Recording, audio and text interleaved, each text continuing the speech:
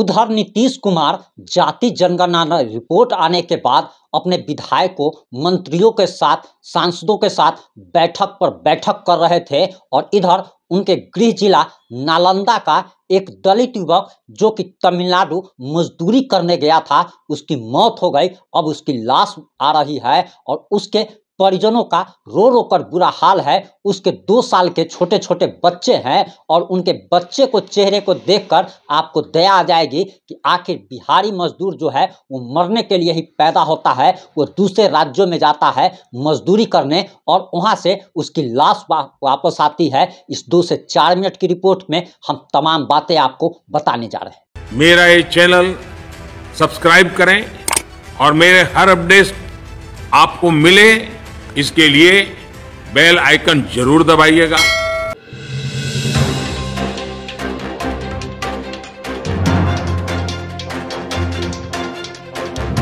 नमस्कार, मैं प्रिंस कुमार सिंह और आप देख रहे हैं पॉजिटिव इंडिया। वापस आते हैं अपनी खबर पर। आपको बताते चले कि नालंदा का एक युवक जो कि दलित समुदाय से बिलोंग करता था, वह तमिलनाडु मजदूरी करने जाता है और इस गांव के बारे में बताया जा रहा कि दरअसल इस गांव के 99% पुरुष जो हैं वो बिहार से बाहर जाकर के मजदूरी करते हैं। इधर जाति जनगणना रिपोर्ट आने के बाद जिस जाति की सबसे ज़्यादा जनसंख्या आई है वह अपनी पीठ खुद ही थपथपा रहा था कि उसकी जाति की संख्या सबसे ज़्यादा है, लेकिन सबसे ज़्यादा बिहार में मजदूरों की संख्या है। और आपको ये जान करके, डेटा जान करके, नीतीश कुमार की सरकार ने जो डेटा जारी किया है उसे जानकर आप हैरान रह जाएंगे कि दरअसल सरकार का कहना है कि सिर्फ और सिर्फ 53 लाख लोग बिहार से बाहर रहते हैं। यानी कि बिहार से बाहर जो है मात्र 53 लाख लोग नौकरी या मजदूरी करने गए हैं, जबकि सच्चाई कुछ और है कि 13 करोड़ से ज़्यादा वाले जनसंख्या वाले इस राज्य के 4 करोड़ से ज़्यादा लोग बिहार से बाहर जाकर के मजदूरी करते हैं, जीवन यापन करने के लिए गाली खाते हैं। और आपने मजदूरों के मुंह से खुद ब खुद सुन लिया होगा कि आखिर मजदूर क्या कहते हैं।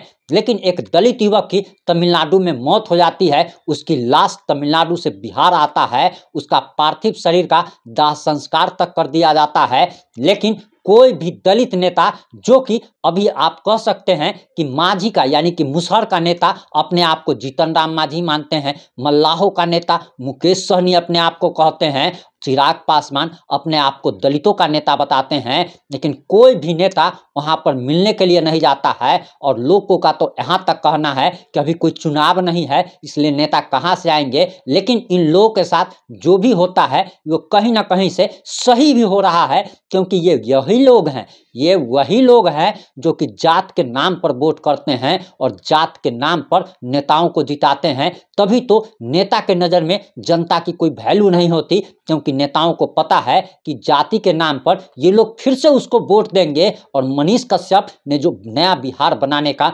विकसित बिहार बनाने का सपना देखा था, उस पर यही लोग पतीला लगाते हैं। अभी जाति जनगणना रिपोर्ट आने के बाद ये सारे लोग खुश थे कि हमारी जाति की इतनी संख्या है, अब हमारी उतनी भागीदारी भी मिलेगी। तो आखिर भाई भागीदारी आपको कैसे मिलेगा, आपको बताते चले कि पॉजिटिव इंडिया का कहना है कि जिसकी टैक्स देने में जिसकी जितनी भागीदारी है उसको उतनी हिस्सेदारी मिलनी चाहिए। ये नहीं हो सकता है कि टैक्स हम दे और हमारे टैक्स के पैसा से सरकार किसी को फ्री का स्कीम चला करके किसी को राशन दे दे, किसी को घर दे दे। जिसका जितना टैक्स में भागीदारी उसका उतना हिस्सेदारी होना चाहिए। और इसी के साथ आपको बताते चले कि हमारे बिहार में 82% हिंदुओं की जनसंख्या है, 17% मात्र मुसलमान है। तो बिहार को हिंदू राज्य भी घोषित करने की अब मांग उठने लगी है। और कहीं ना कहीं ये मांग सही भी है, क्योंकि हमारे बिहार के माननीय उप मुख्यमंत्री तेजस्वी यादव ने साफ साफ कहा था कि जिसकी जितनी हिस्सेदारी उसकी उतनी भागीदारी। तो सबसे बात आप जो बोल रहे थे वही तो अब लोग भी कह रहे हैं कि हिंदुओं की हिस्सेदारी जो है 82% है, उसको अब उतनी भागीदारी मिलनी चाहिए। दूसरी चीज, अब आपको ये भी बताते चले कि आखिर जाति जनगणना रिपोर्ट में महाघोटाला हुआ है। और महाघोटाला सामने आने के बाद बिहार बीजेपी के अध्यक्ष सम्राट चौधरी ने तेजस्वी यादव से पूछा है कि तेजस्वी यादव की पत्नी ईसाई धर्म से है, तो आखिर किस मैकेनिज्म के तहत उनकी गणना की गई है। तेजस्वी यादव की पत्नी को आखिर यादव लिखा गया है या फिर ईसाई लिखा गया है, इस पर भी सवाल पूछा जा रहा है। वहीं आपको बताते चले कि मुसहर को जब जाति जनगणना हुई तो मुसहर को 2 जातियों में बांट दिया गया, भूमिहार को 3 जातियों में बांट दिया गया, कुशवाहा के साथ भी ऐसा ही किया गया, लाला के साथ भी ऐसा ही किया गया, ताकि इनकी जनसंख्या कम निकल के सामने आ सके।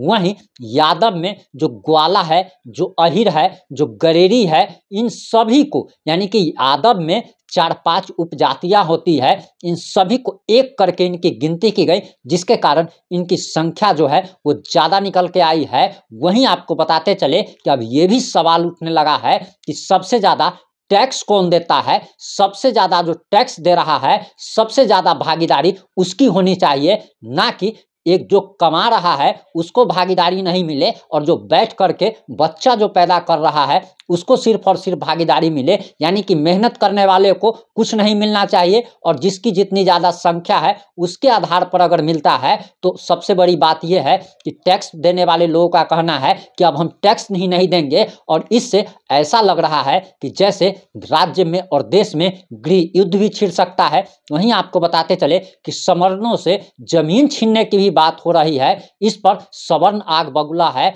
और सवर्णों का कहना है कि किसी के बाप की इतनी औकात नहीं है, किसी की बाप की इतनी हैसियत नहीं है कि उनसे जमीन छीन ले। और हालांकि बिहार जो है मजदूर लेबर प्रोड्यूसर स्टेट कहा जाता है।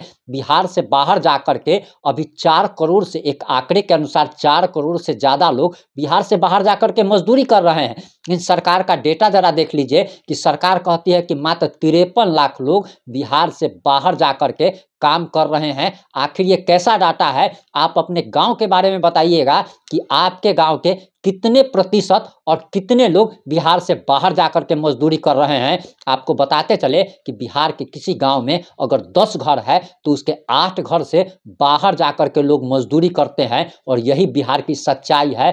लेकिन आज एक दलित युवक तमिलनाडु में मर जाता है, उसकी लाश बिहार आती है, लेकिन कोई भी नेता, न बीजेपी, न आरजेडी, न जेडीयू, कोई भी पार्टी का नेता उसके घर पर मिलने नहीं जाता है। और सिर्फ इसीलिए क्योंकि सभी को पता है कि यही लोग जात के नाम पर वोट करेंगे।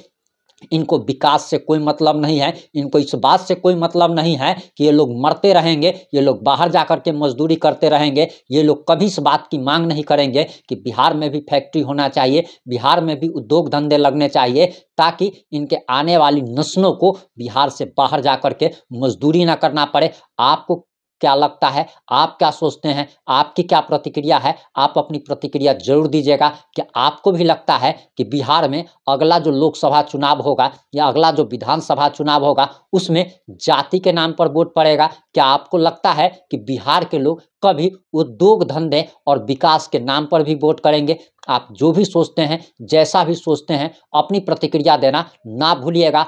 हालांकि उस बिहारी मजदूर के घर पर अभी कोहराम मचा हुआ है और उसकी पत्नी और छोटे छोटे बच्चे का रो रो कर बुरा हाल है। आप उसके आत्मा की शांति के लिए प्रार्थना जरूर कीजिएगा। जय हिंद, जय भारत, जय जय बिहार।